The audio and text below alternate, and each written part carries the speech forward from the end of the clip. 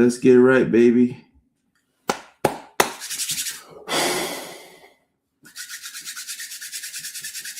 Let's get it. Let's get it. Let's get it. Let's get it. Welcome back, everybody, to another episode of the Late Night Show with your host, Dr. Kojo. And I'm just so grateful that show rhymes with Kojo, so that way it just rolls off the tongue. How was that for alliteration? Alliteration. Aylin, how are you? Patrick, you are not late. I'm actually late, Patrick. I'm actually late because I said I was going to be on at 5 o'clock California time, and I'm 2 hours late. I'm on colored people time today, or on most days.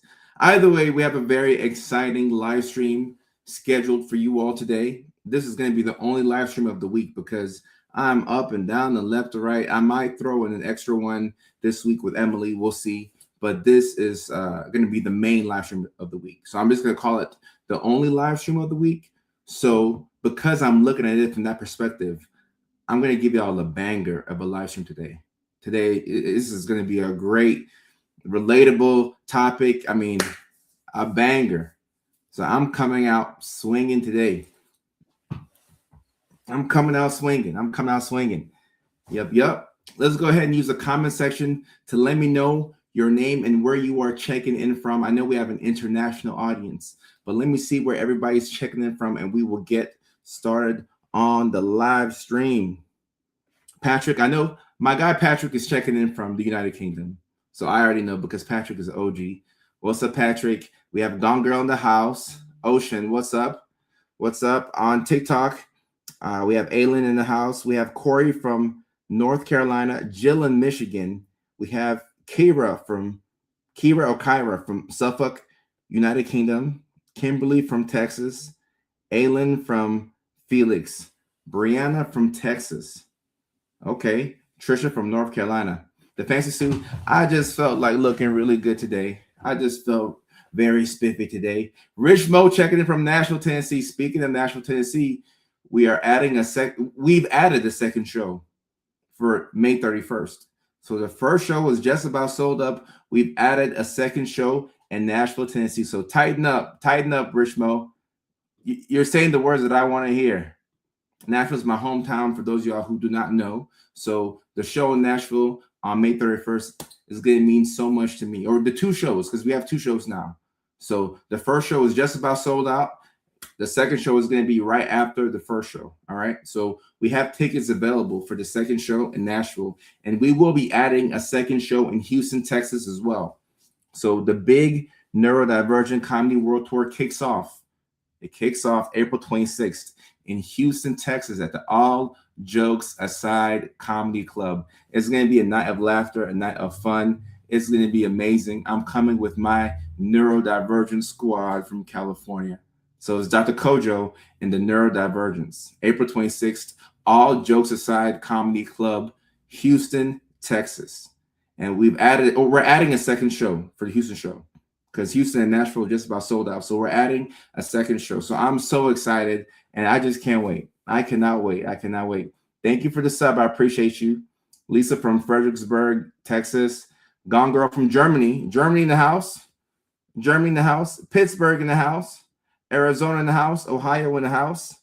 Okay. Charles from the UK. Matt from Virginia. Killian from Delaware. Amy from Connecticut. Sean from Houston, Texas. Terrell from Baton Rouge, Louisiana. Paul from Philippines. Montreal in the house. Ghana in the house. Okay. Shout out to Ghana. And somebody says, would you be able to speak about female autism and alexithymia? Yes, we will be covering that today in the live stream because alexithymia is emotional blindness. And that's something that a lot of autistic people experience and deal with. So, I mean, look, we're talking about 6 ways that autism can look like depression. So we're definitely going to get into that tonight. We're definitely going to cover that tonight. England in the house, Willis, Texas in the house, Canada in the house, Pittsburgh, Ghana, Maryland. My guy Mac from Maine. What's going on? Erica, yeah. I'm somewhere on the spectrum. Undiagnosed, but I'm somewhere on that spectrum. I know it. And my audience knows it as well. I can either pay $2,500 and get diagnosed, or I can just talk to my audience and they're like, yeah, you just like us. You just like us. Nashville's May 31st. May 31st, Nashville, Tennessee. We have added a second show for Nashville, and we are in the process of adding a second show for Houston, Texas. All right. So thank you so much for your attention tonight. I appreciate you all. Like I said, the topic is 6 ways that autism can look like depression. And speaking of these autism assessments, Christine says it's $3,500 where she's at. All right, so you can pay $3,500. And guys, I am joking when I say that, okay, I can just get diagnosed by the community, because obviously y'all can diagnose me, but to get the formal and official diagnosis, it can cost depending on where you're at. Maybe your insurance will cover it, maybe they won't. But at the end of the day, learning about yourself is the key. So whether you're undiagnosed or whether you have a formal diagnosis, you kind of want to know if you're somewhere on the spectrum, because everybody on the spectrum will need some type of external support in order to thrive. And going too long without the support, all right, going too long without that support can lead to a loss of self-esteem. It can lead to you feeling frustrated. It can make depression that much worse. So sometimes just knowing that you're autistic is the game changer. Isn't that funny? Just knowing that you have autism can make you feel better, even before you take any medications, before you go to therapy, before you do anything. Just the mere fact that you know that you have a condition, it changes everything. It's a game changer. It's a game changer. $3,500 in New York City. I'm coming to New York City June 11th. So that's what, 2.5 months from now. The New York City show is June 11th at Rodney's Comedy Club. The next week we are in Chicago, Illinois. That is June 18th. But June 11th, we will be in New York City, and I would love to see y'all there. Yes, Rich, autism is hereditary. That's why I talked about this on the live stream last week, where in a lot of families you have two sides. You have the diagnosed side of the family, and then the undiagnosed side of the family. The undiagnosed side of the family looks at the people who have a diagnosis and like, man, y'all are weird. The whole time they are rocking in their rocking chairs, they're stimming, both vocal stims and physical stims. They have rigid thinking. They have places in the house that you can't go to. They have couches and chairs that you can't sit in, that you can't touch. So they're exhibiting all the same signs and symptoms that you have, but they're in denial. And you over here with the diagnosis, you're the weird one, right? You're the weird one, right? Just because you have a diagnosis, without family knowing that they also more than likely are on the spectrum or have ADHD. All right. And I like this comment from Gina right here. Back in the day, it was taboo. I got zero support growing up. Now as a grown woman, I've learned to tend to my own needs. I can be me now. No more quiet hands for me. Gina, love of the show to you right there. Love of the show to you. I love reading that. I love reading that because the way you grew up doesn't have to be the way you are today as an adult. You didn't have the support that you needed because people weren't talking about neurodivergence back in the day. You were just sent to in-school suspension and you were just labeled as a bad kid. But now that we have the internet, now that we have support, now that we have all these resources and tools, we can go out and get the help that we need. The help that we need. Lori says, I think my dad was autistic because mine is inherited. Yeah, it's inherited for everybody. My dad passed 20 years ago, but looking back, I'm positive he was. Lori, sorry for your loss. And a lot of us have parents who are undiagnosed. So it's I don't know if it's our job, but it's up to us to educate family when they're ready. And the reason why I'm so grateful for this online community is because y'all want the help. Y'all want to learn about autism, ADHD. And it's my job to educate y'all and make it as entertaining as possible. Y'all actually want to learn about these conditions. In my family, they need the help, but they don't want the help. And they're not evil people because of it. They're just a regular family. They could use the help. They could use the neurodivergent education, but they're either in denial, or they're like, oh, it's not important, or they're thinking the old school way. So I gravitate towards people who actually want the help. That way I'm not frustrated. Because look, I'm on my own journey. I'm learning by myself right now. And I'm educating y'all as I learn about myself. And this is groundbreaking stuff, guys. This is groundbreaking stuff. So without further ado, let's get into the live stream. All right. 6 ways that autism can look like depression. And actually, before I drop the first one in here, I want to say that one of the signs of autism for me, something that makes me instantly think that a patient has autism, is whenever you have a patient who's been depressed for a very long time, like a long time. Anytime I have a patient who's been depressed for decades, let's say the patient is 37 years old, and I say, when was the last time that you weren't depressed? And they say something like, 4th grade. Yep. Instantly, I'm thinking, okay, this is somebody who needs to be screened for autism. If you've been depressed for years and years and years and years and years and years and nothing made it better, yeah, you should be screened for autism. You should be screened for autism, because the autistic experience without any support is very depressing. That's why I say you got to know if you're on the spectrum so you can get that support. You got to get that support. But without that support, life can be extremely depressing. All right. And let's talk about some of the reasons why it can be depressing, or some of the reasons why autism can look like depression. All right. So number one right here on my list, social withdrawal. Social withdrawal. All right. So I don't know if y'all know. Actually, y'all probably know. Whenever you're depressed, you'll do this thing where you'll take a longer time to reply to people's text messages. You won't pick up as many phone calls. You may isolate yourself, and you're just going through that depression, right? You're not talking to people as much. You're hanging out in the house more. You're not really even leaving the house. You might go get the mail. You might take the dog on a walk, because if you don't, the dog will poop in the house. But you're not that social, okay? Depression can look like that.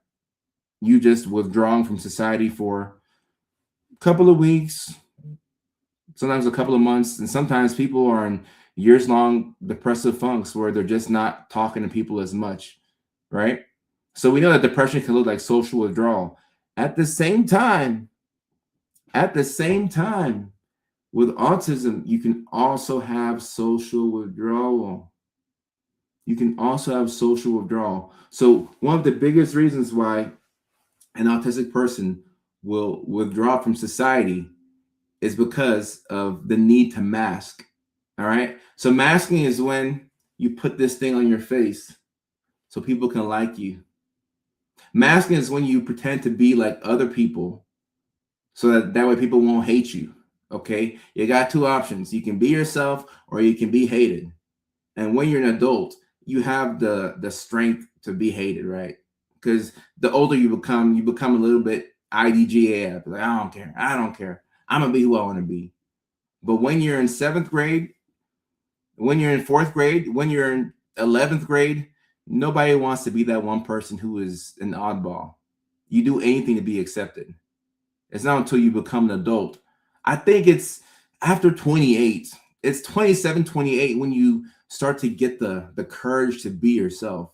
But when you're younger, if you are yourself, for a lot of autistic people, if you're younger and you are actually showing up to places at yourself, you're not getting dates. And I don't care who you are. You can be the most asexual person in the world. If you're not getting dates, if you're not being invited to hangouts, if there's a group message that people have started without you, but you're in the friend group, you're technically in the friend group, oh, that's going to hurt. And we already struggle with rejection. That's going to hurt. So we have 2 options: be hated on or switch it up and put on a different personality. And the bad thing about this, right? I guess the good thing about it, it's good and bad, but when you create another personality for yourself, guess what happens? It tends to work. It actually works. Because look, neurodivergent people are very smart. We're very smart. We can figure things out socially. Now it takes a lot of awkward moments and navigating through different social rules that nobody explained. But after a while, you can kind of navigate and figure out what you're supposed to do, what jokes you're supposed to laugh at, what things you're supposed to pay attention to. So you create a different personality for yourself where you can be liked, and it actually works. Now you're being invited to the different hangouts. Now people want to date you. Nobody wanted to date you in the beginning. Now it's like everybody wants to shuck you. All of a sudden, people want to shuck me. What do you mean? What do you mean? I didn't have friends last year, but I took all summer. I took all summer off to study people, and I came back to school, and now I'm popular. I'm wearing all the right clothes. I'm saying all the right things. I got the right haircut. I look just like everybody else. Now people want to invite me to birthday parties and hangouts, and people want to shuck me. Oh my goodness. This is too cool. This is way too cool. The downside to the masking, y'all. The downside to the masking. The downside to the masking is that at some point you want to be yourself again. At some point you want to be yourself again. And when you try to be yourself after years of masking, you know what happens? You know what happens? You have this visceral feeling. You get this feeling deep down within where you realize that when you go back to being yourself, you lose all the benefits of masking. The reason why you mask is because you want the benefits. So when you stop masking, you lose the benefits. Now you're a little less appealing to people. Now you're not as sexy to anybody. Like, people have to deal with your mood swings and you having sensory overload. So guess what happens? You isolate yourself. Social withdrawal. And it can look like you're depressed. And if you go to the doctor, depending on what type of doctor you got, depending on what type of insurance you got, pharmacology with all the shucking. Hey, it's human to shuck. We all want to be shucked, right? Depending on what type of doctor you have, you go in and you're isolating. And the doctor's like, you know what? Looks like you have major depressive disorder. So because you're depressed, we're going to give you Lexapro. And this should help with your depression. And they leave your diagnosis as depression. And guess what? Lexapro is a good medication. And you could take it even if you're autistic. Like, these meds, when they work, they work. All right. That's how it is with antidepressants. If they work, when they work, they work. All right. And antidepressants work about a third of the time for depression. So think about that. Even if depression is the right diagnosis, you go in 33% of the time is going to help you out, which means that 67% of the time it ain't going to do nothing for you. All right. And I'm not talking down on the meds. I prescribe these same meds. I'm just saying that's what the literature says. I'm not making this up. All right. So they give you the antidepressant and it helps out a little bit, but you're still struggling with many aspects of your life. And until you get the right diagnosis or you have enough insight about yourself, you will continue to struggle, because the help that you need is a new system. You need a new system. Every neurodivergent person needs some type of assistance, and you need a new system. So in order to do that, you have to first eliminate guilt and shame. Guilt is not liking what you've done, and shame is not liking who you are. So when you can work on those two things, now you can put together a system that works for you. But if you think you're withdrawn because you're depressed, Lexapro didn't work, you go back to the doctor and you say, oh, Lexapro didn't work. What's next? Have you tried Zoloft? No, I'll try it. You try Zoloft. You get a little bit better, but it still doesn't fix the core issue. Okay, have you tried Prozac? I'll try. You try it, and it's like, okay, you're feeling better. You don't feel as depressed, but something still isn't right. Something still isn't right. It's a system issue. It's a system issue. So somebody who appears to be socially withdrawn. And look, this is why you can think you have a diagnosis, but it's helpful to go to the professional because they can see through everything as best as they can and do their best to give you an accurate diagnosis. Because you can see social withdrawal and things like schizophrenia. And look, not to confuse all, I don't want to confuse all, but I'm saying that somebody who is withdrawing themselves from society, that could be the prodromal phase of schizophrenia, which is just like the beginning of schizophrenia. That could be autism. That could be depression. That could be social anxiety. That could be PTSD. It could be a lot of different things. So that's why it's important to know that you have to line up the symptoms, right? Write out all the symptoms or tell your doctor all the symptoms. And then in their head, they have this list of things that it could be. And based off of the additional information you give them, it hopefully helps them arrive at a more accurate diagnosis. All right. A more accurate diagnosis. I appreciate all the comments that I see here. Y'all are far too kind, and I really hope that y'all are able to use this information to learn more about yourselves. Because the more you know, the better you'll do. Sindol on TikTok, happy to see you. Happy to see you. And somebody says, I'm hoping to get a brain scan this year. I'm not sure what context you meant that in on TikTok, but brain scans don't diagnose autism or depression or bipolar or schizophrenia. Brain scans, at least if you ask me, brain scans don't do much for us in psychiatry. Unfortunately, it'd be helpful if we could if we could just scan somebody's brain and see what they had. Like, I would have scanned myself at work to see if I'm autistic. Like, just scan myself. It'd be quick. All right, y'all. The second way that autism can look like depression: low energy, low energy, low energy. And once again, this is why the part that y'all don't control is how good of a clinician y'all get. Because it's like roulette. Like, who knows how good your provider, your doctor will be? Ain't no telling. Ain't no telling. Like, you can have a good doctor, you can have one that's less than desirable. Let's just say that like that. All right. Low energy. So obviously, you know that when you're depressed, you could be low on energy, right? And even like one thing that I'll look for when somebody is depressed in the clinic is how they sit. All right. If somebody is hunching over like this, let me switch my chair so y'all can see me, right? If somebody's kind of like hunched over like this, like during the whole appointment, right? Even if they're making eye contact, somebody who's hunched over, we look at that in the assessment, and that is a potential sign of depression. Someone who's just kind of like leaning over, hunched over like this. Because when you're depressed, you tend to do stuff like this. When you're depressed, you tend to hunch over. You tend to look for carbs, more carby meals, as opposed to like setting up like this and eating healthier meals. You do that sort of thing when you're depressed, right? So you can have low energy. Now, as an autistic person, you could also have low energy because you are burnt out from masking and you are burnt out from life, right? Sensory overload will drain you. And like Andrea's saying right here, being neurospicy in general is exhausting.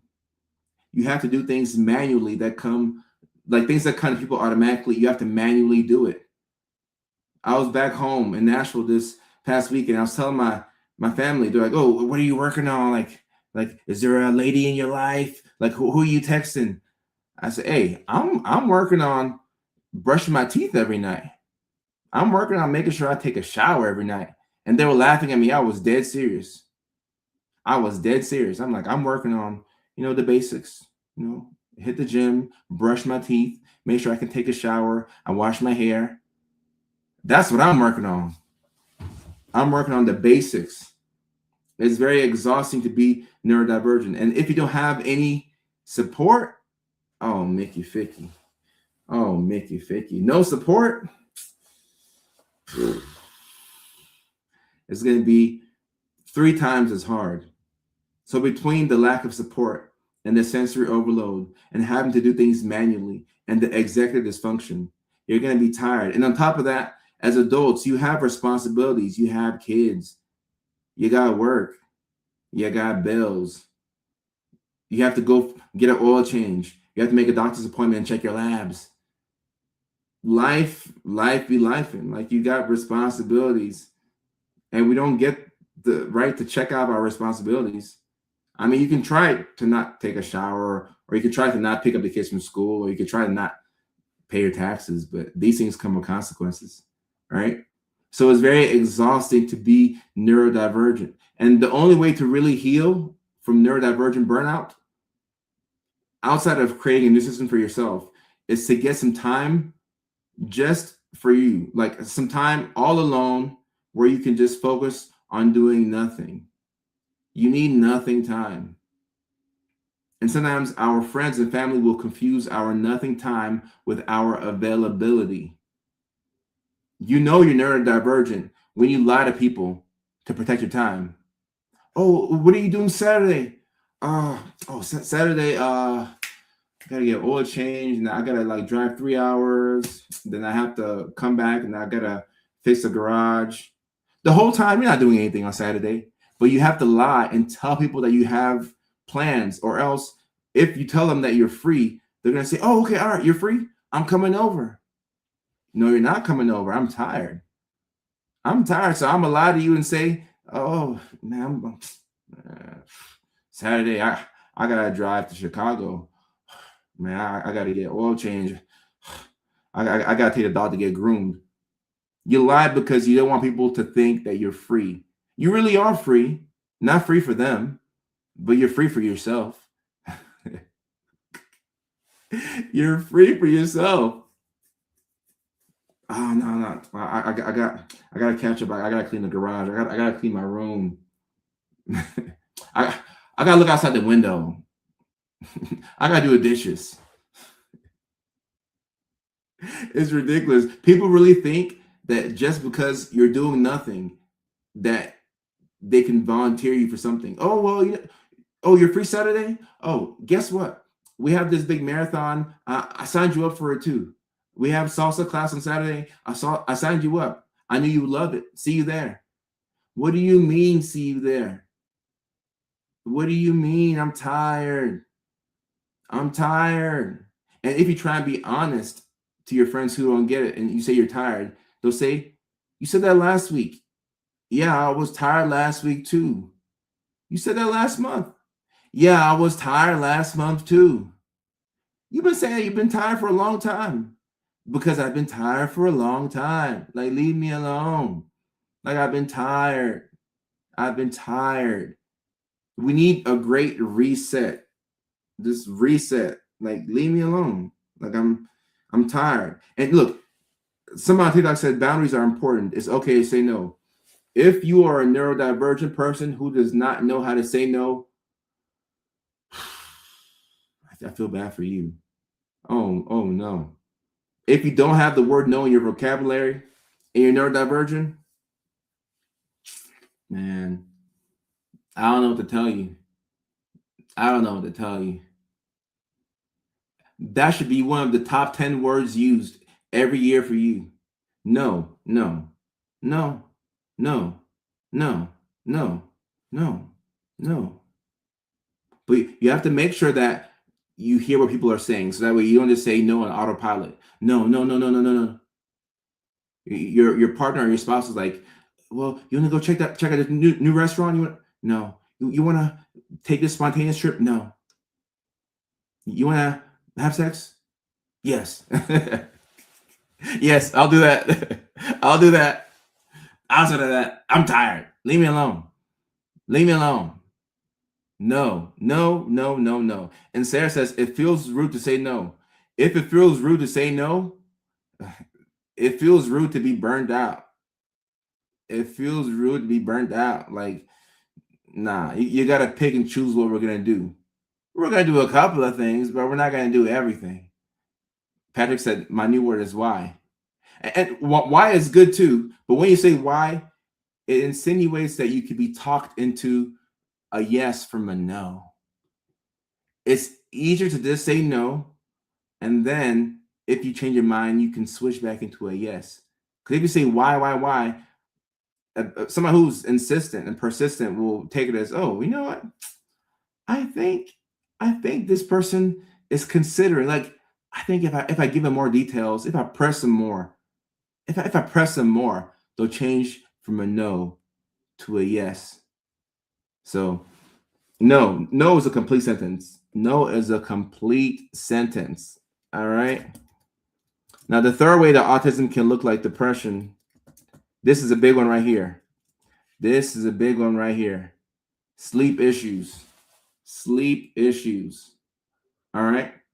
So my OG, my psychiatry OG mentor, the one who taught me so much about psychiatry. He's a psychiatrist who has been practicing for longer than I've been alive, and he would always take every opportunity to remind me. He say, Cujo, I've been working with autistic kids for 40 years. That's longer than you've been alive. And let me tell you, 90% of my autistic patients have some type of sleep disorder, and almost all of them have insomnia. He would tell me that. Sleep issues. Sleep issues. Whenever you go to the doctor and you think that you or the doctor may think that you're depressed, right? If the doctor's trying to screen you for depression, they're always going to ask you about two different things. They're going to ask you about your sleep, and they're going to ask you about your appetite. Sleep and appetite, sleep and appetite, sleep and appetite. Every assessment for depression, they ask you about those two things. Because normally when you're depressed, one or two of these things are off. Either your sleep cycle is off or your eating pattern is off. So if right now, if your mood is low, like if you're in a funk right now, the first thing you should be asking yourself is, how have I been sleeping? And how's my appetite? How have I been eating? Am I sleeping too much? Am I sleeping too little? Am I eating too much? Am I eating too little? When those things are out of whack, there's a good chance that you could have a low mood and or be depressed. The issue is that when you're autistic, you struggle to go to bed. You more than likely will have insomnia. All right. And then a lot of neurodivergent people stay up at night because that's when we can get our me time. It's really hard to get time for yourself in the middle of the day. It's really hard. It's because look, people need you. You got kids, you got the workplace. Like there's things that people need from you. But when it's 1 a.m. and you're doom scrolling on social media and you're watching reels and you're laughing underneath the covers, nobody needs anything from you. Like that's a very peaceful time. Like this is your time. The only issue is that you have to be up at 7 and it's 1:34. What are we gonna do? Get 4.5 hours of sleep? Again? We got 4.5 hours of sleep last night. And the night before that, we didn't sleep. What are we gonna do? Sleep issues. So if you go to the doctor and you're not sleeping well, the doctor's not really thinking autism off the rip. They're thinking, oh, this person might be depressed. Oh, so you have insomnia. Oh, it's taking you a long time to sleep. Oh, okay. Or, oh, you're sleeping a lot? Because you can have insomnia, but then you can have hypersomnia. You can sleep too much. You can sleep from 3 a.m. to 3 p.m. You can sleep the day away. And normally when it's on that end, it kind of does lean towards depression. Like if you're sleeping too much, like that leans towards depression and it leans towards mood disorders like bipolar. But you can definitely have autism and sleep too much. In the winter, I get hypersomnia. Okay. What's up, Lovita? How are you? Insomnia, hypersomnia, sleep issues, autism, and depression. So whenever your sleep is thrown off, just keep in mind that your mood could be up or down. And at the same time, look, you can have autism and depression. See, that's the confusing thing about all this. Because autism can look like depression, you normally have both, okay? So even though this is kind of like autism versus depression, you normally have both. The overwhelming majority of people who are neurodivergent have depression. So if you are if you're neurodivergent, guys, I assume off the rip that you have some form of depression because they normally come together. Like it's kind of like peanut butter and jelly. Obviously, PB and J is like you want that. Like everybody wants PB and J. Not everybody wants autism and depression off the rip, but PB and J, you want that. Akon and Young G's. Oh, so the Friday's live stream was pretty good. Friday's live stream was pretty good. Yeah, I am the blackest of black sheep. You can have autism and depression. And with ADHD, 70% of people who have ADHD go on to develop depression, whereas 3% of people who have depression develop ADHD. So with ADHD, the number is 70%. And with autism, I don't have the exact number off the top of my head, but I would figure it's around that range too.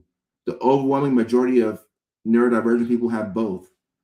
All right. So now look, if you got both, it begs the question: is it the autism or is it the depression? Like which one is it? Because hey, sometimes you can't tell. Sometimes you have both, but you just can't tell. And James has a good point right here. It feels like depression and anxiety are symptoms. It feels like that a lot. Yeah. When you have autism, sometimes the depression and anxiety are secondary to the autism. It's like a triple-headed monster. Autism, anxiety, ADHD. You're a triple threat, triple A. Autism, anxiety, ADHD. Tay Diggs, what's up? That's funny.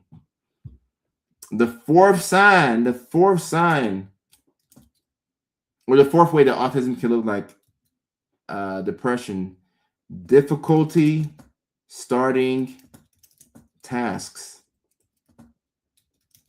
And this right here can also look like ADHD, obviously. Can I spell? I couldn't spell the word tasks. Mickey Ficky.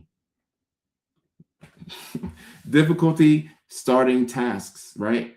Task initiation happens to be very difficult for us. Task initiation is very difficult for us. So one of the earliest signs of depression is things become much harder. Like everything becomes way harder. Like that's a telltale sign that you're getting depressed. Like taking a shower, normally takes you like 20, 30 minutes. It can take you an hour and a half to take a shower. Almost 2 hours to take a shower. Brushing your teeth can take 30 minutes. Now it's taking between 2 to 3 hours for you to brush your teeth and take a shower. Now, if you've been depressed, you know that even if it takes you that long to brush your teeth and shower, that it's still a big win. I know it sounds crazy, but if you're able to brush your teeth and take a shower in the middle of a depressive episode, even if it took you 3 hours, that's still pretty good. All right. That is still pretty good. That's still pretty good. Whenever you are depressed, it's helpful to have like a depression schedule, like a depression to-do list, because you want to judge yourself off of like different parameters. So non-depressed you, looking at depressed you, right? If you're judging yourself off of how you are when you aren't depressed, it'll make you depressed, right? Because you're like, damn, it took me 3 hours to take a shower and brush my teeth. What? And then you're struggling to eat and you're hungry. Ain't that crazy? You could be hungry and it still takes you a long time to eat. How am I procrastinating the meal that I actually want to eat? And that's just the depression right there. Now, for purposes of this, argument, let's just say you don't have depression, but you just have autism. It can take you a while to get things started, especially if you have autism and ADHD, because of executive dysfunction. You have too many tabs open in your brain. And also, you have a tendency to avoid things. Your favorite thing to do is to avoid things. Avoidance. You don't want to do the thing, so you do everything but that thing. So there's one key priority task that you need to do. And instead of doing that thing, you do everything around it. Okay. So by the time it's time for you to do what you need to do, you're just too tired. You're just way too tired. So now, even if you got something done, you didn't work on the most important thing. You didn't work on your priority task. So now it's the end of the day. It's 7:49 p.m. Or if you're on the East Coast, it's 10:49 p.m. and you feel bad about yourself because you didn't do anything. We need physical reminders of our wins. I think we need this every single day. Every day you need a small win. If you go one day without a small win, the depression kicks into overdrive. Oh, I made my bed. All right, cool. All right, cool. I made my bed. All right, cool. Took the dog out. That's a small win. I brushed my teeth. That's a small win. I made a phone call. I made a scary phone call. I booked an appointment. You need a small win every single day. Every single day. You can't go a single day without a small win, or the depression will kick into overdrive. I turned the shower on. That's a step right there. And even if you can't take a full shower, but you turn the shower on and you wash your face, all right, cool. I washed my face today. That's a small win. Okay, I didn't get to wash my balls, but okay, I washed my face today. I don't have anybody coming over, so if I don't wash my balls today, it's not the worst thing in the world. I washed my face today. I washed my face today. I brushed my teeth today. And it's like that. Baby wipes is, you know, brush yourself a little bit. Nothing too crazy. Nothing too crazy. Nothing too crazy. And sometimes it is good to invite somebody over, because when you invite somebody over, it's like, okay, all right, this person's coming over. Now I gotta shower because they're coming over. I gotta shower because they're coming over. And yes, baby wipes are a small win. Baby wipes are a small win. Even if you can just brush yourself off a little bit, that's a big win, actually, if you're depressed. It's a big win. Just, just a little bit of, brushing yourself. Better watch my balls are coming over. Yeah, look, I could be in a depressive funk, but if old girl coming over, oh no, I'm gonna take me a real shower. In fact, I've had moments where, like, let's say somebody was coming over and she's like, oh, I'll be there in like 15 minutes. I'm like, shoot, I got 15 minutes to hide all the clothes, to take a quick shower, to tidy up my place. And guess what? In 10 minutes, I'll do more cleaning than I would have done in 3 hours. Because somebody's coming over. Like, now I got a deadline. Like, quick, we got to wash our balls, brush our teeth, like clean, like take the clothes from the living room and throw it in this room. Like, the place has to appear like it's somewhat neat. And I've actually had this same scenario. Like, I've had this same scenario where somebody said they're coming over. So I cleaned up everything. And then at the last second, she's like, oh, you're going to hate me. You're going to hate me. And I'm like, she's going to cancel. And I'm not mad about it. And I'm like, what's up? I can't make it. I can't make it tonight. I'm like, oh, it's all good. It's all good. Like, my balls are clean. My house is clean. My clothes are folded. I mean, I don't say that, but in my head, I'm like, I'm good. Like, my house is clean. Like, you helped me more than you would ever know. You helped me out. My place is clean. So if you can't make it over tonight, like, I'm good. I'm gonna cut on the PlayStation. I'm gonna go live on Facebook. Hey, it's all good. Like, you helped me out more than you would ever imagine. Like, you were the angel that I needed. Thank you. I appreciate you. Thank you. You ain't got to come over. You just have to pretend like you're coming over so that way I can clean my place. It's crazy how our brains work. It's crazy how our brains work. Nashville, May 31st. First show is almost sold out, just about sold out. But we're adding a second show for Nashville. And the link is in the bio for the second show. Can't wait to see y'all. Oh, yeah. Oh, I love people coming over. In fact, I think I love the idea of people coming over more than people actually coming over. Honestly, I really do. because I like a clean place. But I'm the reason why the place is dirty. But I want the place to be clean. So somebody coming over, in fact, if you could schedule somebody to come over and cancel on them, like I would take that sometimes. I really would. Because what I want to do is I want to play PlayStation in a house that's not dirty. But I have to get you to come over. I need a threat of you coming over to help me clean. So if you text me that you're on the way, or that, oh, you'll leave it in about like an hour, great. Now I can get my place clean. Thank you so much. Thank you so much. Because you are an angel. Because of you, my balls are clean. My house is clean. My PlayStation is set up. My clothes are folded. The dishes are cleaned. The dog has been walked. It's like if we could do this every week, I would do it. Every week, pretend like you're gonna come over. Pretend like you're gonna come over. Because if you don't pretend, or if you don't say you're gonna come over, then I'm frozen on the couch, just waiting for some type of motivation to get me to get up. I need help. Yeah, the threat of people coming over. Yeah, I need help. I need help. I need help.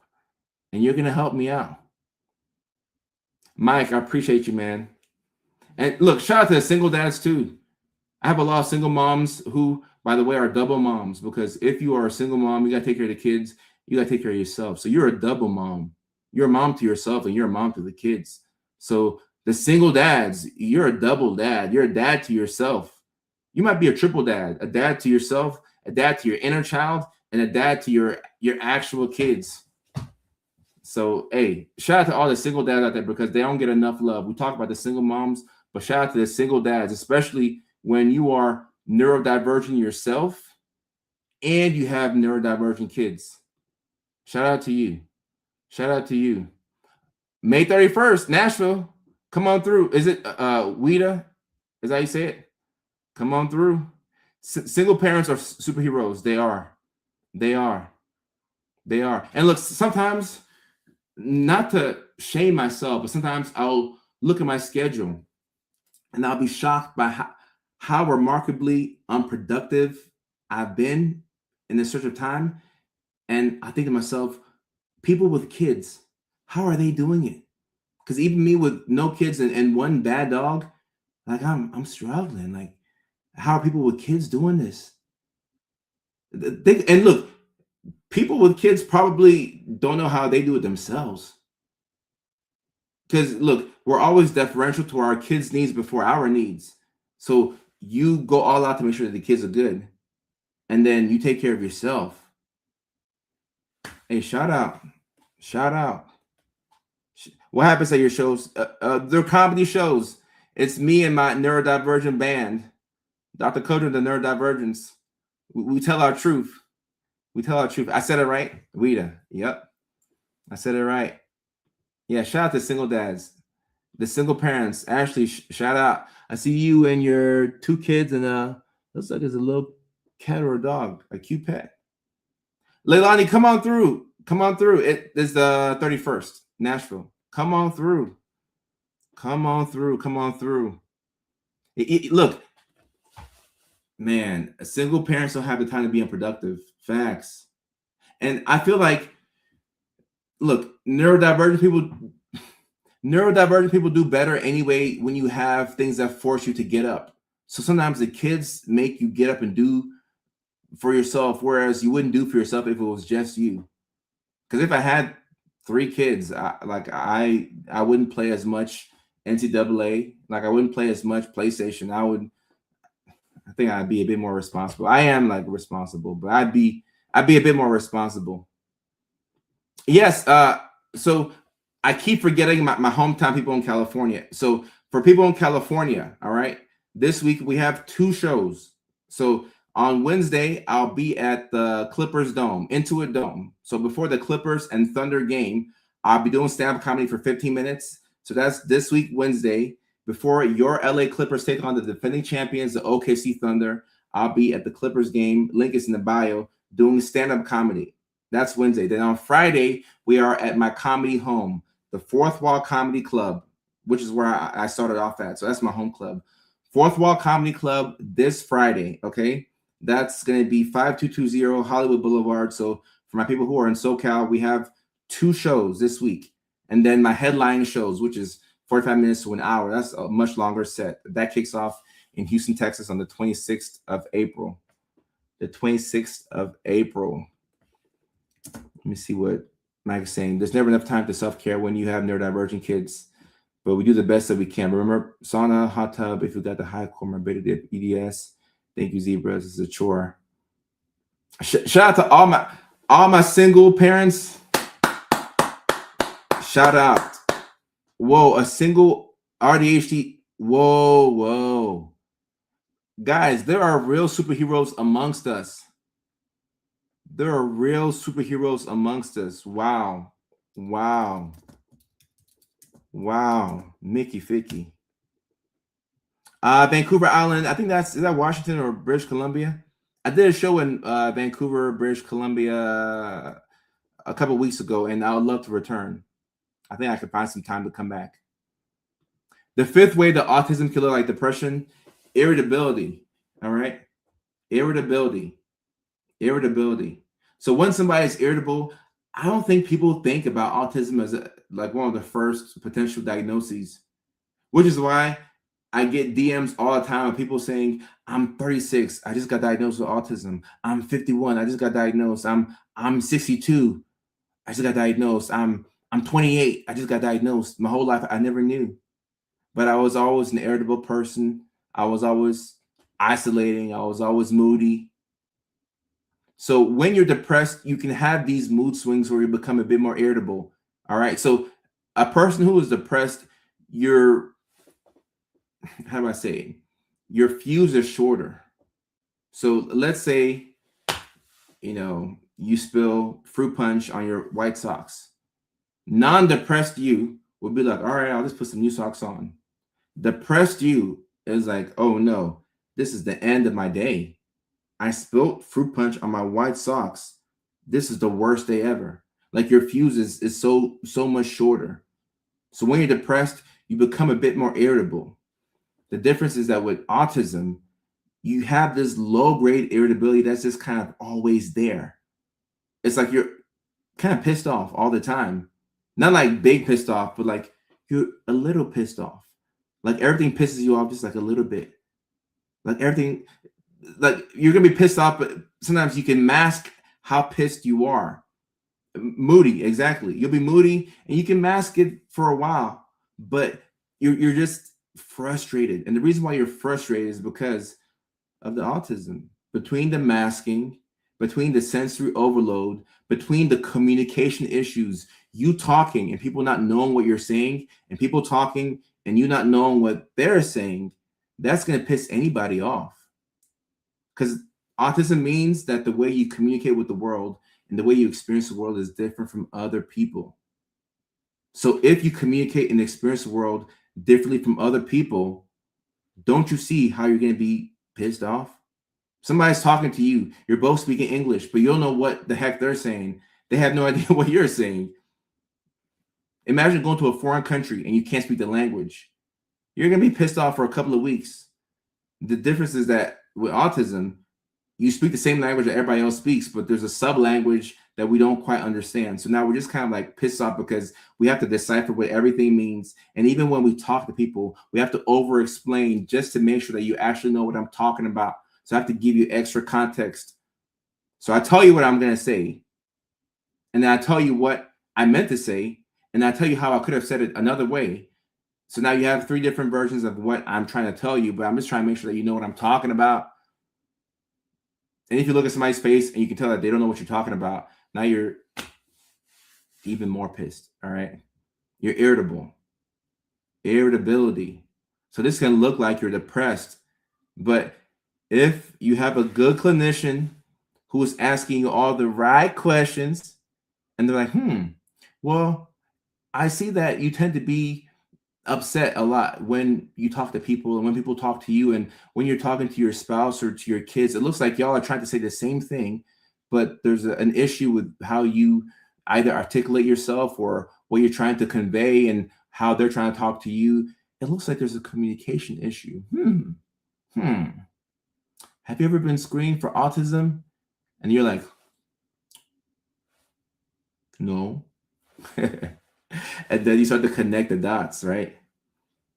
What we want to do is we want to connect the dots instead of checking the boxes.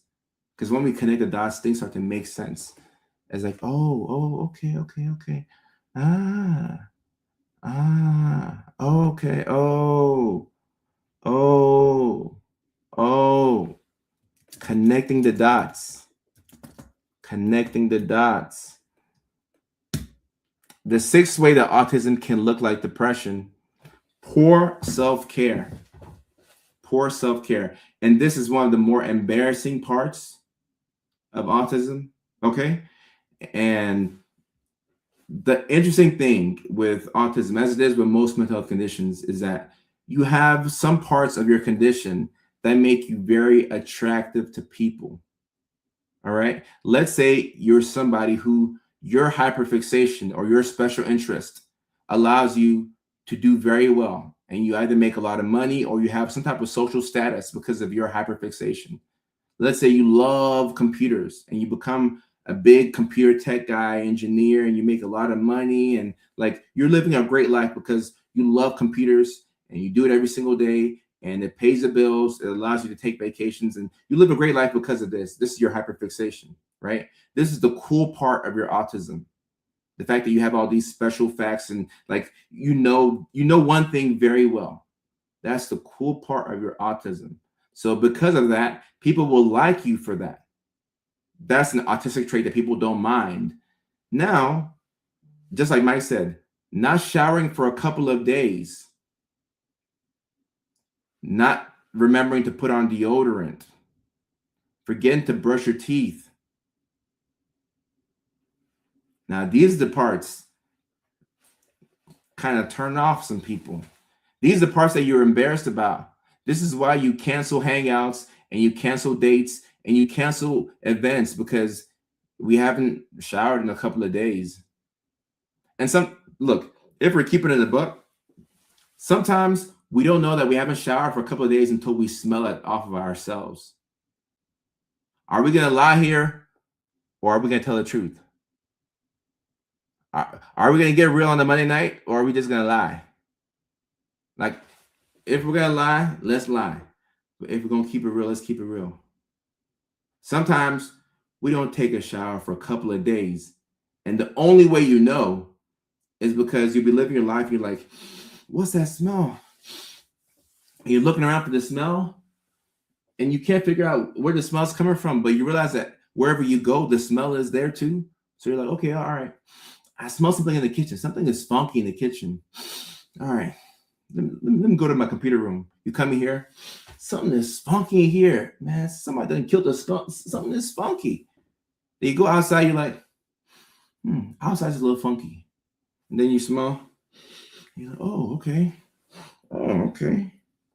And you smell your balls. You're like, oh, okay. All right, cool. It's me. And then you're like, when's the last time I took a shower? You go to the bathroom and then you look for you look for the soap. Look at it, you're like, this soap looks very like clean, like it's not wet, like having okay. These washcloths are super dry. Okay. When's the last time I took a shower? Oh, okay. Monday. And it's Friday. Dang it. I haven't showered in a week. Oh my goodness. I haven't showered in a week. And look, if we're keeping it real, right, which is what we're doing tonight, right? We're keeping it real. If we didn't have things that force us out of the house, we wouldn't shower that much. A lot of us, we wouldn't shower that much. You know you're neurodivergent when you calculate what type of events you have in a week, and that dictates how often you shower. And like I'm that way. Like I have to force myself to have things to do within the week, or else my brain wouldn't think to shower. Like real talk. My brain doesn't think to shower. Like I have to think to shower, if that makes sense. Like I never like wake up. I'm let's shower. Like I have to think to shower. So going to the gym has really helped me out with this. The gym has saved my life with this because I'll go to the gym. I like to be clean at the gym. It's weird. I like to take a shower before I go to the gym. But if I forget, by the time I'm done and I'm sweaty, I'm like, I gotta take a shower. I'm sweaty. Like I can smell myself. So I need to take a shower because I just came out from the gym. But if I didn't work out like that, my brain would not think to shower. I think like somebody says, I'll go a week. You're right. If I didn't have to go out, I wouldn't. My father takes a shower on Wednesdays. Yeah, tell your father to come on up. I got a neurodivergent jersey for him. Come on up. Come on up. Your father takes a shower on Wednesdays. Yeah, that sounds very neurodivergent. Sounds very neurodivergent. Yup. Yup. Yup. Someone says, when I clean the whole house and the smell gets worse, yeah, time for a shower. Time for a shower. Right. No, it's good to have friends that understand. It's good to have friends that understand because if you just make a blanket statement and say, I don't take a shower every day, what will people say? People will say, oh, that's sick. You don't take a shower every day? I'm not coming to your house, blah, blah, blah. You smell. You're never going to catch me smelling bad because if you come to my house, I'm going to take a shower because you're coming to my house. It's me when nobody's around. Like, that's when the smell is there. That's when the smell is there. Take a shower to wake up before the gym. Yeah, I think it's because I want to wake up. And look, this is why sometimes it's not good for us to isolate for too long. And shout out to our partners as neurodivergents. Shout out to our partners because, and you also want a partner who will tell you the truth. We should all aspire to have a partner like Leilani's husband. You want somebody who is kind, not nice. A kind partner will say, hey, you haven't showered since Monday, right? Yeah. You haven't showered in 4 days. Babe, let's take a shower. A nice partner will try to not offend you, so they won't tell you. But somebody who is kind will say, hey, it's been a couple of days. Like, let's go take a shower. Let's take a shower together. We might shuck in the shower. I don't know. Let's say, find a way to say it. But you might want to say it. You might want to say it. You might want to say it. Maybe showers on Wednesday. Wednesday's a good shower day. And guys, look, as crazy as this sounds, I know it sounds crazy. This is not a bad idea. Some people out there who are look, I can think of many depressed patients that I've had in my career that if they showered on Wednesdays only, that would be a really good thing. That would be a great thing. Because I've had some patients that have gone weeks, like 7 weeks without a shower, to where you have to manually help them shower. So if you shower just on Wednesdays and you're in the middle of a funk, that's not too bad, all right? That's not too bad. That ain't too bad. That isn't too bad. I either shower twice a week or 5 times a day. That's hella neurodivergent. Right. Yeah, if you shower, all right. So this is a great way to help out the neurodivergent fellas. So women out there, if you're dating a neurodivergent fella and he's struggling to take a shower, say, hey, if you shower, we can make you ficky in the shower. We'll get the shucking if you shower. Now, I know sometimes you're so depressed it's hard to get out of bed, so you never know. But for the most part, you will get your partner to get up. He will wash his balls for that. That's good. That's a good enough reason to wash your balls. This is a good enough reason. Intimacy issues while being, yeah. Look, we don't talk about that enough, but yeah. There's so much that comes with the neurodivergent lifestyle that will lend itself to depression, or it can lend itself to an interruption in intimacy. And intimacy isn't just to make you ficky. It's deeper than that. Intimacy is just like the hugging. Like, guys, a hug is powerful. A hug is powerful. So if for some reason you're not able to hug or even just be around your person in the vicinity, those intimacy issues can lead to a lot of more issues. Lisa's laughing in there.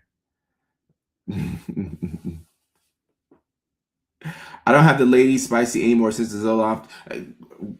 That's another thing, guys. The antidepressants can kill your drive. We don't talk about that enough, but the antidepressants can kill your drive. And some people have to decide between being mentally stable or having a drive. It sucks that those are options sometimes. It really sucks. Take a shower every night before bed, but I sit there so long until my parents say something, then I wash my hair halfway to and get out. Guys, a shower can be difficult. A shower can be difficult. A shower can be difficult. Yeah, look, with overstimulation, I think it's helpful to verbalize these things. You want to verbalize these things and let your partner know, hey, today I'm so overstimulated. At least that way they know, okay, all right, you know what? My person's having a day, so I'm gonna lay back. But if you don't verbalize it, then it's like, all right, like anytime I grab your butt, like nothing happens. Like something used to happen back in the day, but now I grab your butt and you look at me like I'm a freak. Like, what's going on? Oh, babe, I'm overstimulated. You should have said something. Let me know, so that way I don't sit here. Because look, if we are neurodivergent too, like if you're trying to be intimate with your partner and they reject you, like that's a form of rejection. Like we take that personally. It really sucks. That really sucks. Alexis, you saved your life. I just happened to be a part of your journey. Like you did that. I just happened to be a part of your journey, and I'm grateful that you're here. Thank you for being here, Alexis. We appreciate you. All of us appreciate you, and thank you for your comment. Patrick, I like this right here. I like that. I do this as well. I'll play like 2 or 3 songs. It can be anywhere from like 4 to 6 minutes, and like that'll be my shower time. I'm like, okay, within 3 Drake songs, I should be in and out, because like I have to time myself with things, or else everything will take forever. So it's funny that you do this. Like a lot of people, we have our different ways to help us get showers. I've been isolated, came from a dysfunctional, toxic family. Guys, the people in your family that are set in their ways, you wanted them to change is part of your sadness. When you accept them for who they are, and look, it's you have to kind of grieve the version of them that you thought would be there and accept who they actually are. But that's where your happiness lies, and not wanting anything from them. It's tough. And actually, if you are also neurospicy, it could be helpful to let your kids know, hey, I struggle to brush my teeth. I have a hard time taking showers as well. And then they're like, okay, you know what? Mom struggles with this as well, and she still does it. And then not making it be the worst thing in the world where, if you can't take a shower or if you can't brush your teeth for some reason, And look, even speaking of dental issues and neurodivergence, man, I just started flossing. I used to tell my dentist all the time, I don't want to floss because when I floss, it makes my teeth bleed. And they're like, that means that you haven't been flossing. I'm like, yeah, but I don't want to floss because it hurts. And like, I don't like the blood of my mom.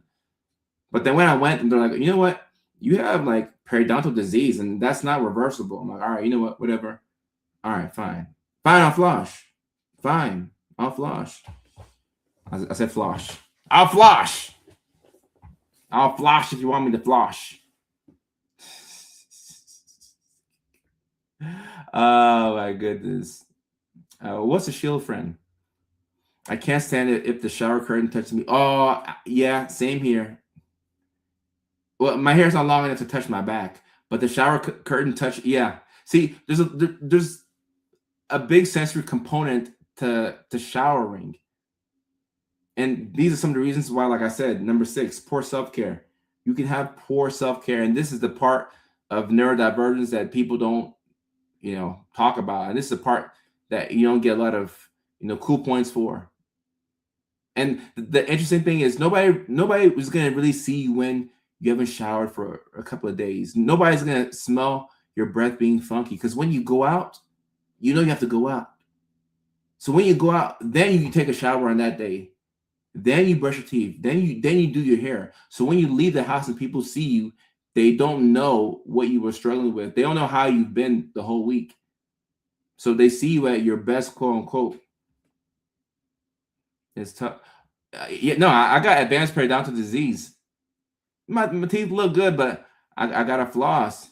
And also, the dentist was like, well, all those years of smoking and getting high, like it dries up your mouth. I'm like, oh, I gotta retire. I gotta retire. I should be a voice actor. Okay. My family doesn't believe that we have it. They say it's to make excuses for being lazy. I told them that I struggle with that too.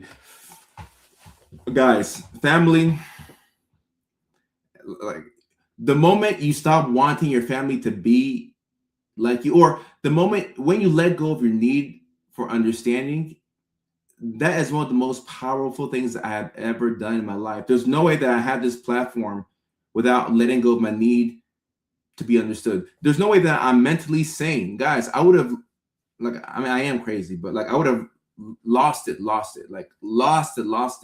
if I still had this genuine desire for people to understand me. And when it's family, for some reason, you feel like family should understand you because they're family. It couldn't be further from the truth. We share DNA, but we can have different habits. We can have different ways that we do things. And we love each other because we're family. Hopefully we do. And like, I love my family. Like, family is the one thing I don't play about. That's probably my biggest bill. Flying from the West Coast back to Tennessee, and then back to the West Coast, and then back to Georgia, and then back to the West Coast, and then back to Texas. Like, I do my best to not miss, big events, the Easters, the Christmases, the Thanksgivings, when my niece or nephew has like a big thing, like uncle wants to be there, like, big brother I want to be there. Like I make it to family events, but I let go of my need for understanding from them. If they don't understand me, it's okay. I told my mom, I said, Mom, I got bad insomnia. I got to take medications. To help me sleep. She said, Gojo, I'll pray for you so that way you don't have to take medications. I said, you know what? Thank you. I appreciate the prayers. And then we left it there. What do I look like challenging my mom? And I'm like, Mom, no, like I need these meds because if I don't take the meds, I'm going to be up for 3 days. She doesn't get that. It's not my job to make her get that. When you're ready to get that, you'll be ready to get that. Like some of y'all, the algorithm put my videos on your For You page or on your feed when you were ready to accept it.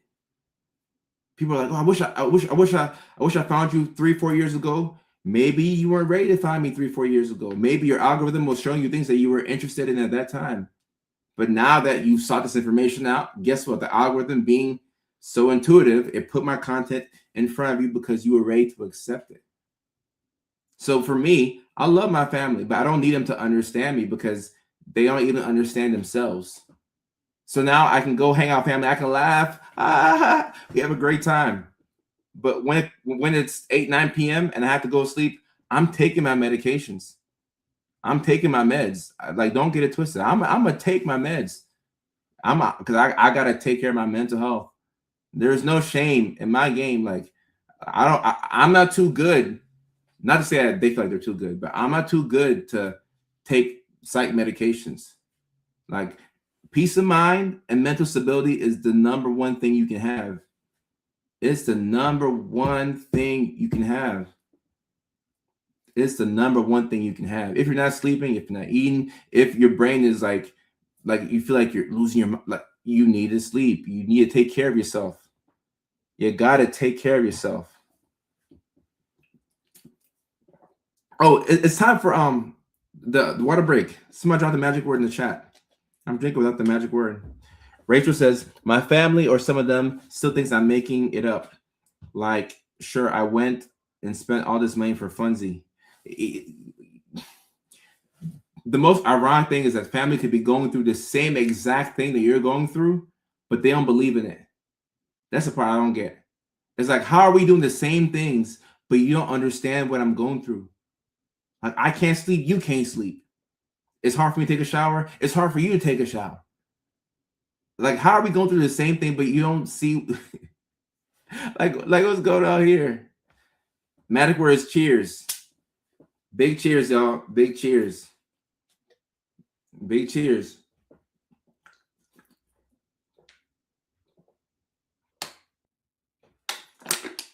I guess I was dehydrated. I mean, I knew that, but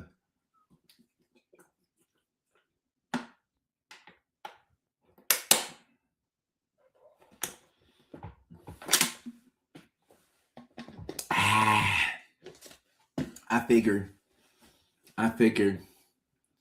And Levita, I'm the same way. I think trying different meds made me a better provider. Like, everything my patients have gone through, I've gone through it. Going up to CVS and having to get your medications, I'm like, man, like, I gotta take meds. I told my mom about my ADHD diagnosis. She said,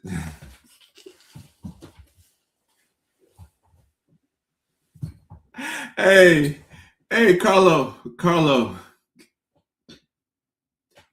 Hey, I can relate. I can relate. I can relate. I can relate. I can relate.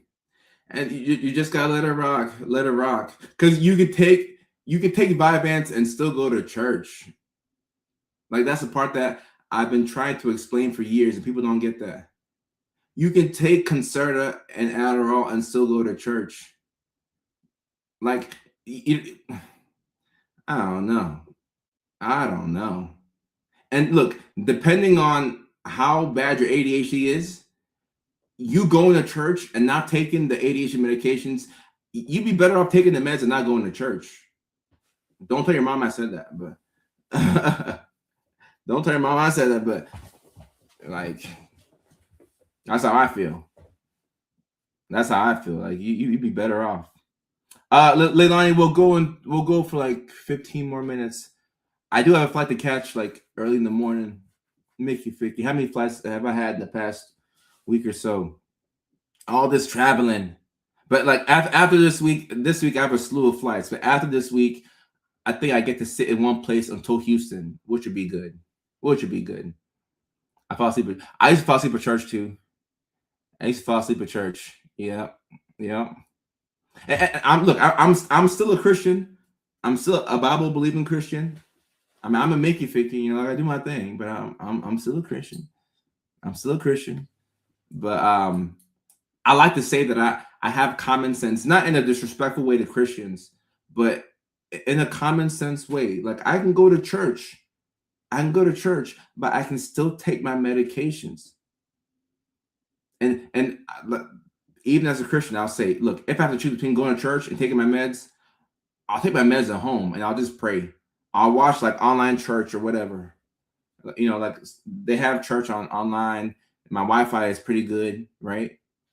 Like, I'll take my meds and skip church and watch church from like Wi-Fi. Like, it's pretty damn important.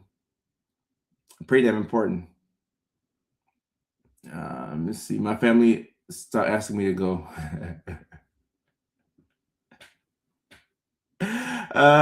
What do meds have to do with the church? Miss Pebbles on TikTok. I don't know what meds have to do with the church, but like, it's a big issue I've seen, not just in my family, but like in a lot of people's families. Is a big issue where people think that it has to be either the church or mental health. We're gonna have this debate until the end of time.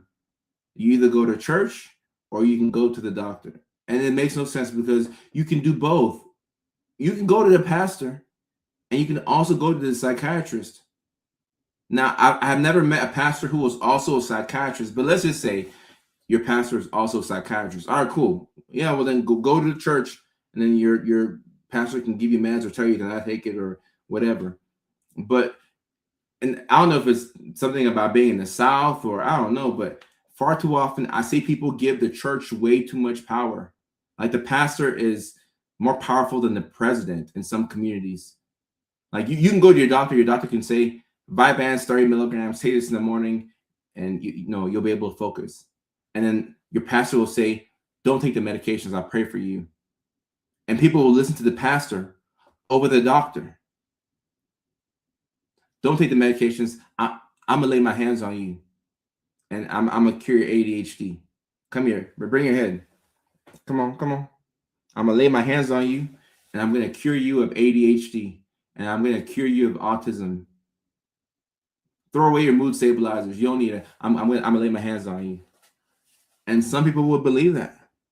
They would really believe that. They would really believe that.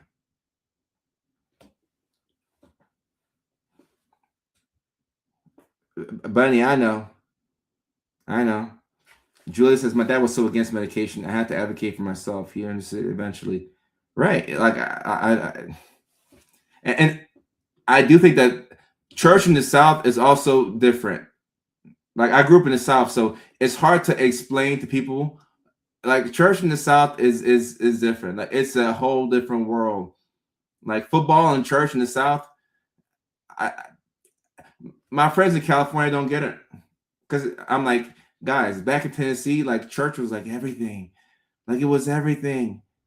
And people in the church are pretty damn judgmental. And look, I'm a Christian, so I'm not like from here talking down on other people, but you can go to the church and you can also take medications. You can do both. You can do both. And I agree with Rachel. Yeah, Jesus is everything. Churches, yeah, I agree. And Orbit in the Star says, I'm a native Texan, and football and Jesus is all. You're right. Especially in Texas. Especially in Texas. And look, Ashley, you could always try natural things too. Like, it doesn't have to be medications. It's just more so of what your doctor has put you on. Whatever your doctor has put you on is what you should go with. Football, church, and Bluebell ice cream. Bluebell ice cream is pretty damn good now. I like me some Bluebell. What if meds are the answer to someone's prayer for healing? People don't think of that. Corey, I agree. Meds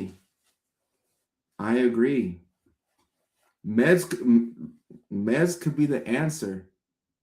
That could be the answer to somebody's prayer. But look, even if you frame it that way, sometimes it just doesn't, connect for some people. But I think the best thing you can do is just share your story with people who don't get it. Share your story, because it's one thing to say, oh, you should take medications. Because when you say like that, people are like, what do you mean? Like, are you calling me crazy? Like, no, like, I take medications too.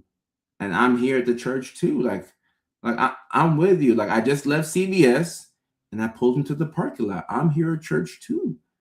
So when you say it like that, it makes it less condescending. People feel like you're talking down on them if you're suggesting something to them, right? Football in the church. Andre, you good? You good? I see your comments. You good? Excuse me. So yeah, poor self-care. That's the 6th way that autism can look like depression. And for the people who came in late, to recap, 6 ways autism can look like depression. Number 1 is social withdrawal. Number 2 is low energy / burnout from autism. Number 3 is sleep issues, insomnia. Number 4 is difficulty starting tasks. Number 5 is irritability. Number 6 is poor self-care. And I do love Libby, you don't like the 90-day scripts from CVS? I think those can be quite convenient, depending on people who don't want to go to the pharmacy and always get their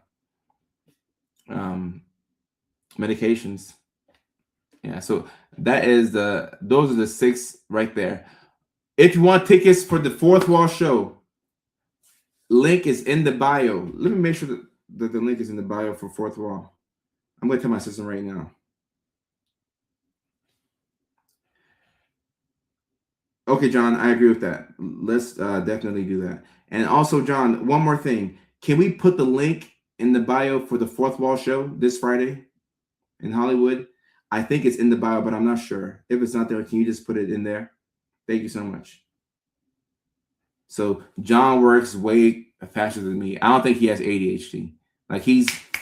I'm I'm just delayed. So the tickets to the Fourth Wall show should be in the bio here within the next 5-10 minutes. And that's 5220 Hollywood Boulevard for my people who are in South or Southern California. Gotcha. Okay. Okay.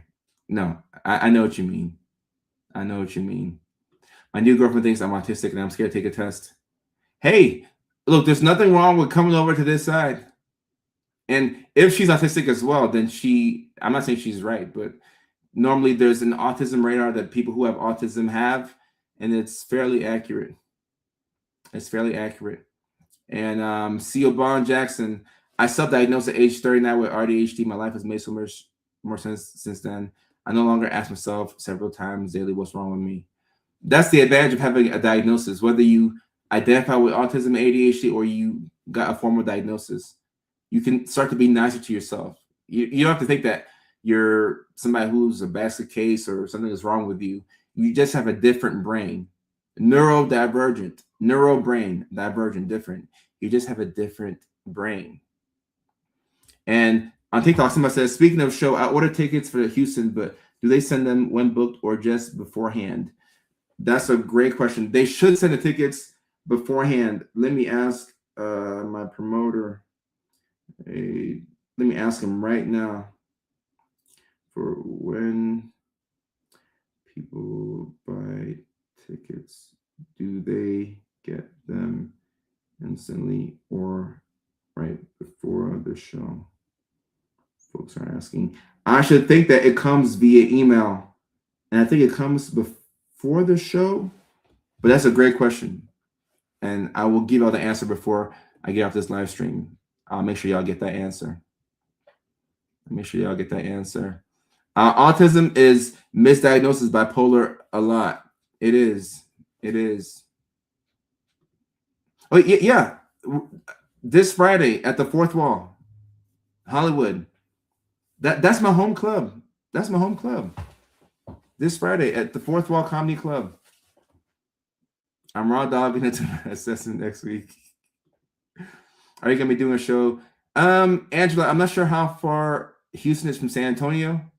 My Texas folk can help me out. I think it's kind of far because San Antonio is like this way. Houston is like maybe towards like Louisiana. So I'm not sure, but I have never been to San Antonio, and I would love to go. I've never been, so I would love to go. It's never ever been. I would love to go check out the Alamo. I like history. History is one of my hyperfixations. So I would love to come to San Antonio. Oh, like 46 hours. Okay. Well, look, San Antonio is its own big city, so I would love to have a show there. We're looking to add shows. So currently we have Houston. We're gonna have 2 shows in Houston, 2 shows in Nashville. Then we have 1 show in New York City, another one in Chicago. After that, I think we're looking to add either Oklahoma City or Seattle. Those are the ones that my comedy promoter is in touch with. But I would love to come to San Antonio. I love Texas. I love Texas. I have never been to Wyoming. I would love to come there eventually. I love Austin. I've never done a show in Austin, so I would love to come to Austin. I would love to come to Jacksonville, Florida as well. And Chantel, I said that autism gets misdiagnosed for bipolar often. Huntsville, Alabama. I would love to do a show there too. Well, I would love to come to San Antonio.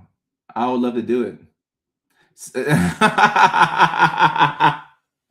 Sign the manila folder of my mental health records in Nashville.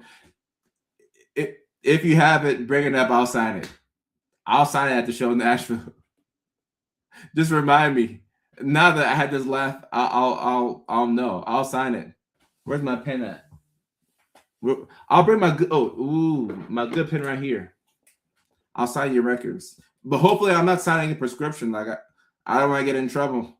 I don't have no Tennessee license, but I'll sign your folder. I'll sign your folder. That's funny. Phoenix, Tucson, San Diego. I would love to do Phoenix. I've never been to Tucson, but I would love to do Tucson as well, and I'd love to do San Diego too, and Michigan, especially now while it's not too cold. because once it gets cold, going out to Michigan is like London as well. London as well. I need to see if we have connections overseas, because that is the plan, to go overseas. We have a lot of supporters in the United Kingdom. We have a lot of supporters in the UK. A lot. Sydney, Australia. We have a lot of supporters in Australia as well. A lot down there. The land down under. So yes, we are looking to go to Europe. And when I say we're looking to go, I'm talking about this year. So we're looking to get connections. A good pen is mandatory. A good pen, like, there's a big sensory component to having a pen that just feels good. When I lose a good pen, I hate it. But then at the same time, I do steal people's pens. So, like, what goes around comes around. Oh, look, Chicago show, you got time, Eddie. So, like, you don't have to impulsively buy it. Like, you got time. Chicago is when June 18th. So, like, April, May.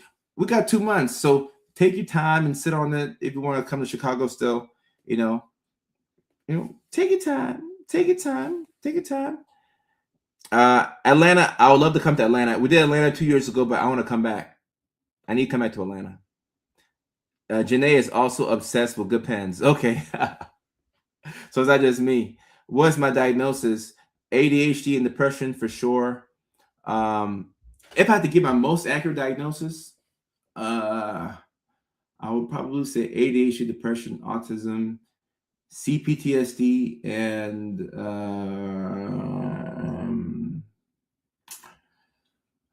maybe anxiety. Anxiety is a symptom, but I don't think I have generalized anxiety disorder. I don't think I meet the criteria for that, but I definitely do get anxious from time to time. But between anxiety and depression, I definitely get more sad than depressed. Yeah, I would get more sad than depressed. So that's what I would say. Someone says twinsies. Oh, we have the same diagnoses. Are we twinsies? I'm Tali from Ghana. I have ADHD. Nobody really takes it serious here. I was born in Ghana. I left when I was 1, but I know nobody takes it seriously. Nobody takes it seriously. It sucks. What is CPTSD? CPTSD is when you have a lot of traumatic things happen to you when you're younger, and it's been harder for you to shake it off. So this looks like somebody who is very hypervigilant. You are more than likely an empath. If somebody's emotional state changes in the room, you can pick up on these things, and you can, like, feel what people are feeling because you've been through a lot. So when you have CPTSD, it's hard to detach yourself from what you're feeling for other people and the space that you have for yourself. And you can burn yourself out emotionally very quickly. So you have to learn how to set boundaries for yourself when you have CPTSD. And ironically, if you have it, it makes it hard to set boundaries because you want to feel for so many people. But empathy without boundaries is self-destructive. And I know that I learned that the hard way, unfortunately. I learned that the hard way. Yeah.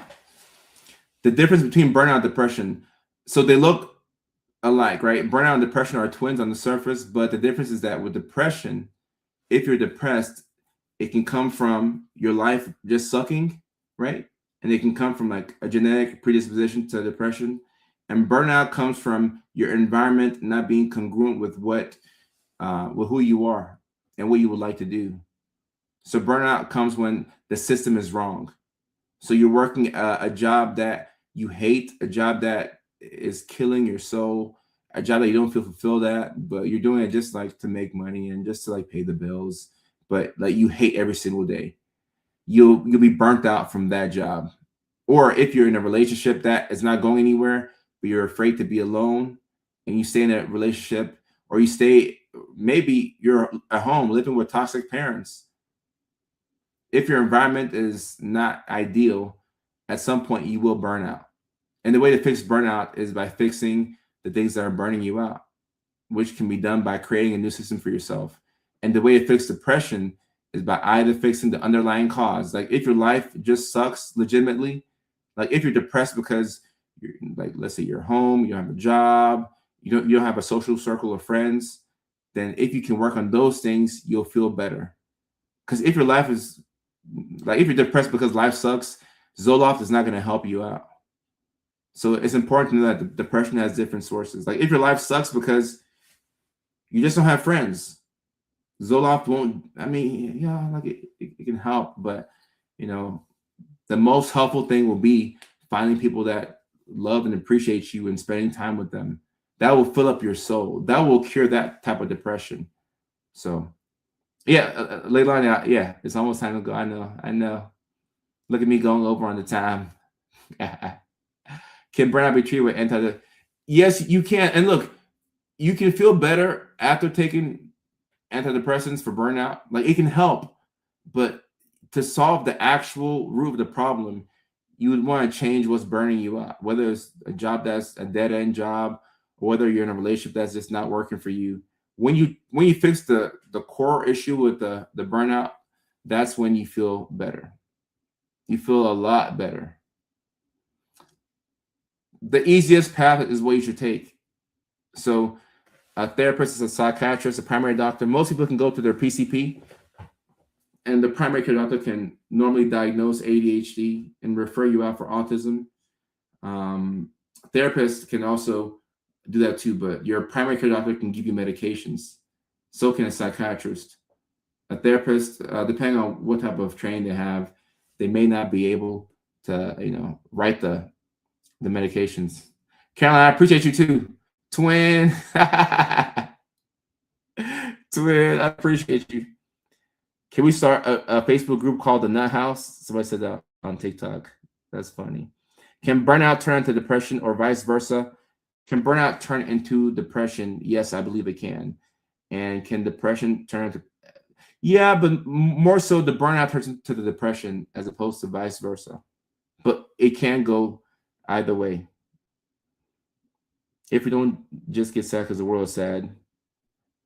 Yeah, but you have to find a way to give yourself some form of happiness that's not based off of the world. Because the world, I mean, you turn on the TV, there's always something that's going on. There's always a baby getting hurt or something that's depressing. So you have to find internal sources of joy, things that are not dependent on like how the world is at the moment. Funny Farm. That is a funny title. That is a funny title. Okay. All right. Yeah. All right. So it is time for me to get going. All right. Yeah, it's time for me to get going. But this has been a really good live stream. A great live stream. Let me see. This week, we probably won't have another live stream this week because this week is heavy with events. Like I said, this Wednesday at the Clippers Stadium at Intuit Dome in Los Angeles. If you're in Los Angeles, we have an event called the Training the Mind series. So it's going to be me and Dr. Brooke. Dr. Brooke is a sports psychiatrist.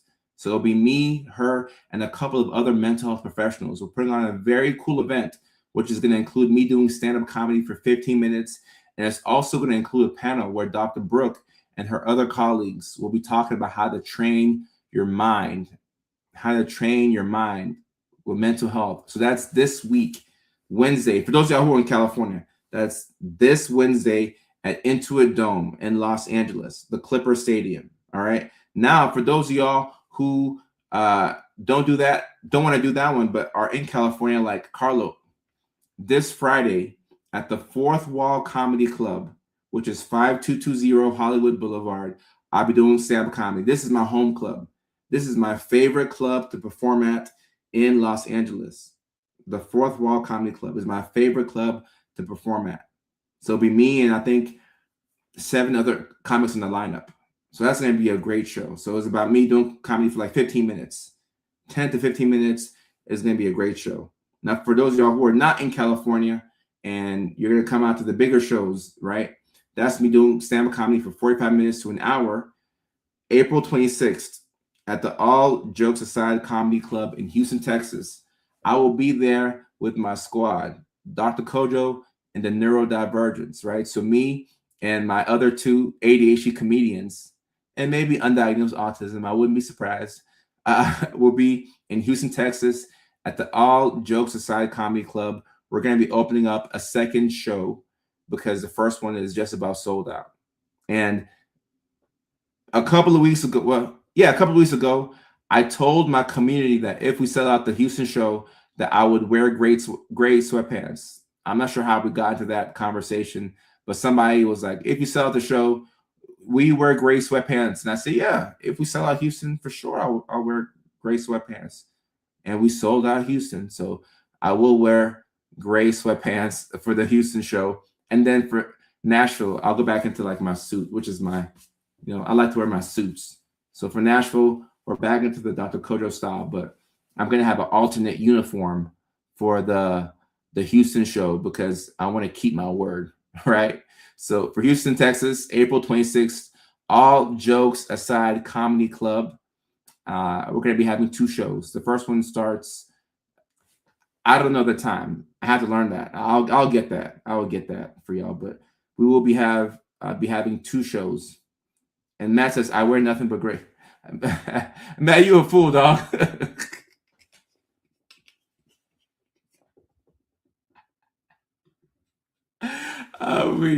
We're gonna have 2 shows on that Sunday night in Houston. So 2 shows Sunday night in Houston, then in Nashville, Tennessee, May 31st. We will have 2 shows. The second show link in Nashville is already up. So Nashville, Tennessee, the second show link is already up. In June, we're gonna be in New York City on June 11th at Rodney's Comedy Club. So New York City, June 11th at Rodney's Comedy Club. The very next week is going to be Chicago, Illinois at the Comedy Bar. All right. So June 11th, New York City, June 18th, Chicago, Illinois. I love both of those 2 towns. It's going to be amazing. And it's going to be great. It's going to be great. And the reason why they call it sweatpants. That's funny. Julia says she'll be at the show in New York. So Julia, I will see you there June 11th. And Riley says, hey, I just moved to New York. Riley, you moved to New York at the right time. You moved at the right time. Grace, look, and I didn't know we were going to sell out Houston. I didn't know we were going to sell out Houston, but we sold it out.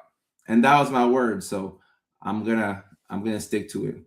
I think I don't know the ticket price off the top of my head. I can tell you all that right now, though. When I come to, I would love to come to Norway. I would love to come back to Norway. I grew up in Norway. I would love to come to Norway. And oh yeah, I'm worse than anything. This is the longest drawn out goodbye. I'm like, and this and that, because there's so many different things for me to like. I keep there's so many different things to promote.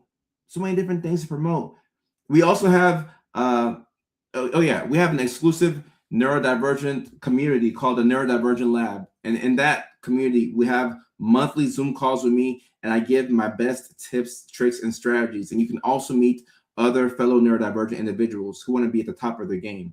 So we have the Neurodivergent Lab. That's a private community. The link in my bio is there for that. So, and my assistant just added the show in Hollywood this Friday. Okay. So the prices for that show, let me see. Those ones are cheaper in LA. That's if my phone wants to pull it up. My phone's going super slow. But yeah, no, this is ADHD at its finest. Let me see. Actually, let me see if I can drop the link in here. All right, so for the show in California this Friday, it's the Fourth Wall Comedy Club. So on Facebook, you can get the link. This is the link on Facebook. You probably have to be on the Facebook app to click it. So this is this Friday in Los Angeles, California. Those tickets are $16. And then we have the show in Houston, Texas. The VIP is sold out, but there's a couple of general admission tickets left in Houston, Texas. And this is the link to that one. And if you're watching on TikTok, all this, it means nothing. It's just like letters and numbers, and it means nothing to you. But if you come on Facebook or maybe even on YouTube, you can click the link. So this is the $30 for the show, $35 for the meet and greet. But the meet and greet is sold out. But we'll be adding a second show in Houston, so there will be more meet and greet tickets there. And then we have the Nashville, Tennessee show. I'm going to add the link to the second show in Nashville because the first one is damn near sold out. Nashville right here. Mystic Soul. I will see you then. Grounded Mystic. That's a dope name, by the way. And Julia, this is a community. This is a community. And even if you don't join the private community that we have linked in the bio, just this live stream right here is its own dope community. So this is the Nashville show for the 8/15 one. And there are tickets left for the meet and greet in Nashville. There are tickets left for that. And then let me pull up New York City. Look at all this to promote. Look at all this to promote. New York City right here at Rodney's Comedy Club. This is Rodney's Comedy Club right here. And I just realized that I could have just dropped my Stan Store link, which has all of these links. I don't know why I just didn't do that. Like, why did I just do that? Mickey Ficky. I'll drop a Chicago link in here, and then I'll drop the main link for everything. The meet and greet is not available for Nashville. Mystic Soul. Let me see. It should be available for Nashville. Let me see. It should be available for the second show. Yeah, it's available for the second show. The first show, I think the meet and greet could be sold out for that first show in Nashville. Your videos confirmed I'm ADHD as well. Okay, well, you're part of the family then. Diagnosed ADD in 91 and what, autism in 2026? And then the Stan Store link. Let me drop the Stan Store link. This right here is the easiest. Okay, now this link is just way too long. You come to the first show, never saw it available. Let me see. I think that the meet and greets were probably sold out for that first show then. Let me check and see.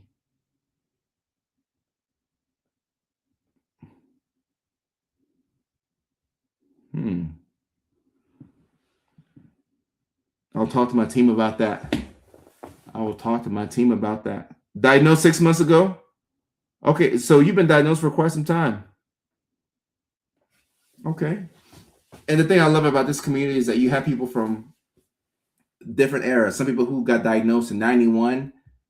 Like we had somebody who was diagnosed in 1991. Then somebody who got diagnosed 6 months ago. Some people who got diagnosed last week. So people all over. Mickey Ficky. You wearing a Titans jersey? Well, I'll have to meet you regardless. Tighten up. Tighten up. If you're wearing a Titans jersey, you're gonna make me smile regardless, because the Titans are my team. I love me the Titans. I love the Titans. I love the Titans. And somebody's name on TikTok is Biblical Backshots. What a name. What a name. What a name. Wow. Summer says 8/1/2025 RDHD. Congratulations. Congratulations. Got rid of sweatpants. That's Houston. That's Houston. I don't know why I didn't think that we could sell out the Houston show. I don't know. I mean, I'm always optimistic. Everything I do, I feel like we're going to do it well. But I was like, if we sell out the Houston show, I'll wear the gray sweatpants. And we sold it out. Nashville, I thought we could sell it out from the jump. But yeah. But Houston, yeah. the gray sweatpants, and I have to figure out like what goes with the gray sweatpants. Like that was the biggest challenge for me. I'm like, do you wear like a Houston jersey? Like I want to show love to the city, So I'll figure that out. I have a couple of different options because I still want to be fly. That's my main thing. I want to be fly for the show. Like being fly is very important for me. Being fly is very important for me. Oh, hopefully you get a diagnosis in April 22nd. Okay. Gray sweatpants bring all the girls to the yard. Is that how the song goes? I can teach you, but I have to charge. I'm weak. Okay. All right, guys. That's it for this live stream. Like I said, let me see. Tomorrow on the road. Wednesday, I'm at the Clippers game. Thursday, I think on the road once again. And Friday. Yeah, it'll be hard to do another stream this week. We may be able to sneak in one more live stream this week, but at least it was good that we got one in on Monday. And this was a pretty good one. I think people learned a lot and we had a really good time. Okay. Awesome. I was diagnosed the same day Janet Jackson got.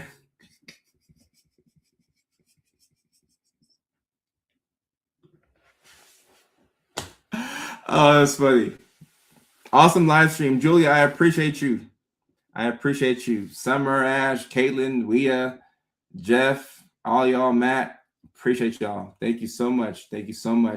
Carlo, I will see you at the show in Hollywood on Friday. Thank you for coming out. I appreciate you. Thank you for coming out. All right, y'all. Once again, thank you so much for your attention. A great live stream, and do your best to get some rest tonight, all right? I'll try and get some sleep, so that way I'm not a hypocrite, all right? Good night. Love y'all, and thank you for your attention. Peace.